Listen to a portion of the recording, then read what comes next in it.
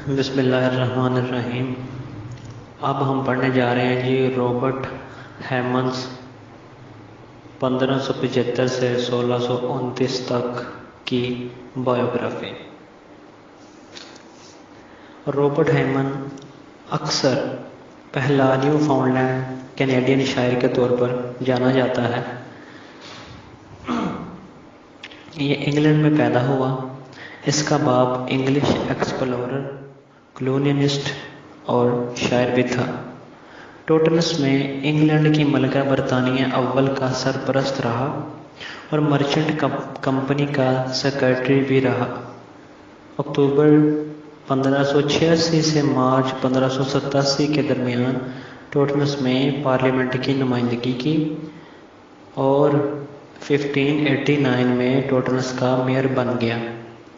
اپنے باپ کا طرز عمل اختیار کرتے ہوئے رابرٹ نے ہاربر گریس کے گورنر اور ایک ایکسپلورر کی حیثیت سے سیاست میں قدم رکھا، جہاں 1628 سے 1618 کے درمیان تک کامیاب 10 سال اور 115 مہینے گزارے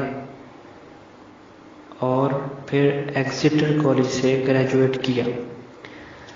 1590 میں ہیمن نے QUODLIBLETS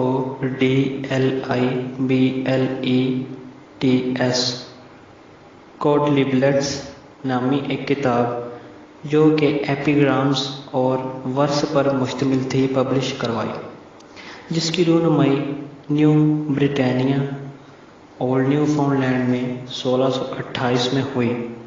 پھر ہیمن انگلینڈ واپس آ گیا اور اس نے اپنا سفر جاری رکھا جینیا کے لیے، جہاں 1629 میں چھوٹی کشتی کی سواری کے دوران burning fever and flux infection کی وجہ سے اس کی موت واقع ہوئی۔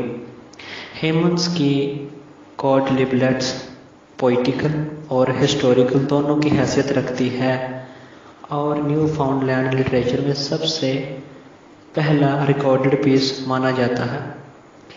یہ پروونسز لٹریچر کے بہت سے عام تھیم پر مشتمل ہے، جس میں زمین سے مضبوط کنیکشن، خوف، غم اور حیرانگی کا امتزاج نظر آتا ہے۔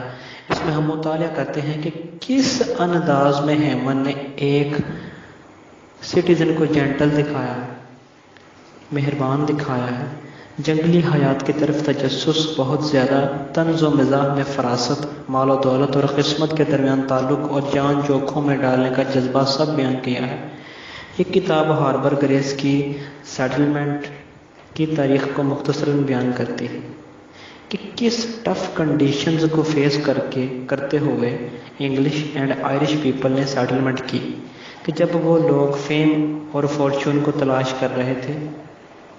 پھر تبلیغی جماعت کا کام پھیلایا سیاسی نگرانی کی خاطر۔ انگلینڈ اور آئرلینڈ میں پاپولیشن کی گروتھ کے لیے